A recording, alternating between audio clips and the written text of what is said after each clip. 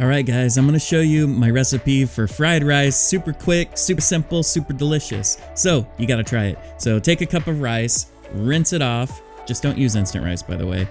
Salt, pepper, a cup and a half of water. I spill a little here because look at who's messing around with stuff. She's cute though. Add in some frozen peas and carrots, put on a lid, onto a medium small burner, turn the heat onto high. Then you bring it to a boil. As soon as it gets there, turn the heat back down to low, and then put a timer on for 12 minutes, and all you do is wait. While we're waiting, I would really love it if you like this video and maybe follow me.